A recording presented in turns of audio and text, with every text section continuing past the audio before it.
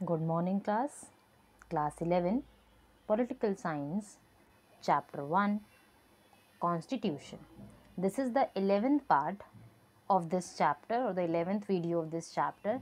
Here we will study about fundamental duties.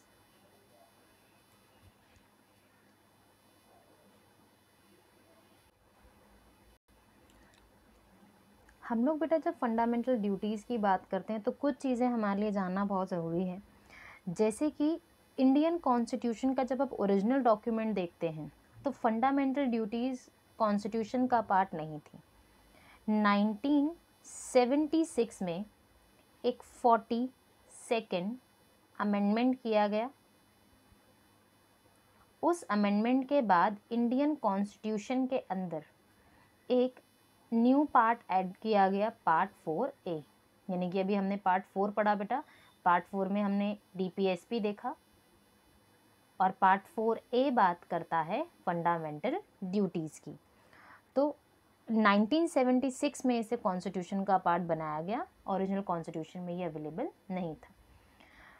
सबसे बड़ा कारण सबसे पहले एक चीज़ हमें ये जाननी है कि फंडामेंटल राइट्स को और फंडामेंटल ड्यूटीज़ को एक साथ क्यों नहीं रखा। If they are basic duties which is suppose to be practiced and followed by each and every student, then why they are not with the fundamental rights?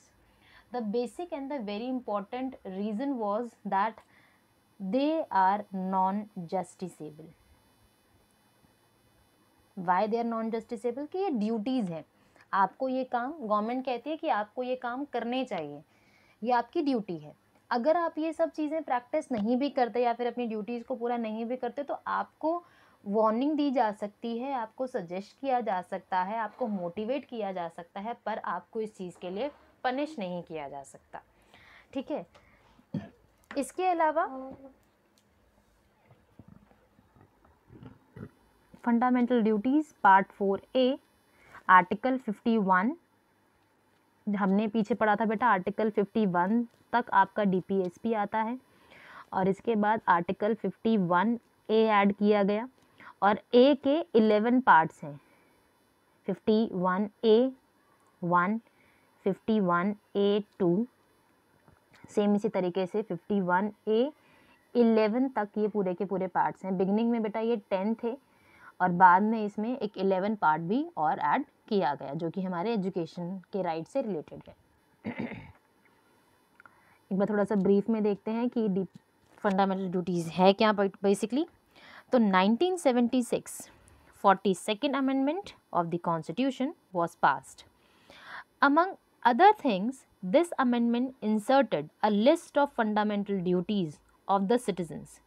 There are 10 duties, those were enumerated in the constitution, which is supposed to be followed by the each and every citizen of this nation. The constitution does not say anything about enforcing these duties, यानी कि they are written in the constitution but they are not properly enforced, which means to say they are or the citizens are not bound to follow these duties. मतलब it is your duty that you are supposed to practice it, but ये आपको force नहीं करते हैं कि आपको इसे करना ही करना है। As a citizen we must abide by the constitution, यानी कि एज ए सिटीजन हमें कॉन्स्टिट्यूशन को फॉलो करना चाहिए, उसे मानना चाहिए, अपने कॉन्स्टिट्यूशन को डिफेंड करना चाहिए, अपनी कंट्री को प्रमोट करना चाहिए, हार्मनी या यूनिटी मेंटेन करके रखनी है, आपको आपके नेशन की प्रोटेक्शन के लिए काम करना है, आपको आपके नेशन की एनवायरनमेंट की प्रोटेक्शन के लिए काम करना है, हमारा जो हेरिटेज है उसे सिक्योर करने के लिए काम करना है। तो ये सारी चीज़ें आपकी ड्यूटीज़ हैं। जैसे कि हम लोग कुछ ड्यूटीज़ यहाँ पर देखते हैं, ये 11 ड्यूटीज़ हैं बेटा। ठीक है।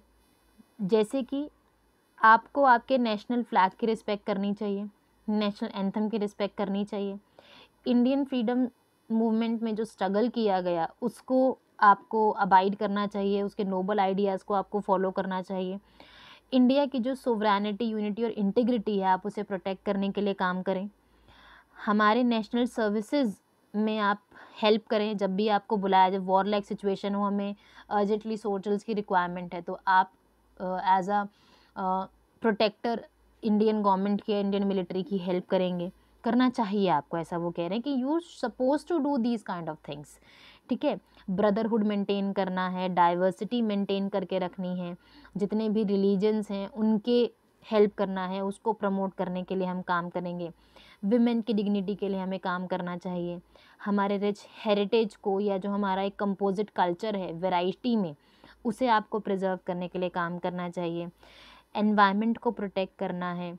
जो हमारी वाइल्ड लाइफ डाइवर्सिटी, जैसे क्लास 10th में आपने चैप्टर्स पढ़े हैं forest and wild life resources, ठीक है, वाटर रिसोर्सेज, या हमारे बाकी मिनरल्स या जो बाकी रिसोर्सेज है उसके प्रोटेक्शन के बारे में आपको बताया गया है। अलग अलग एक्ट्स इंडियन गवर्नमेंट ने बनाए हैं, तो ये सब चीज़ें क्या है आपको फॉलो करनी चाहिए।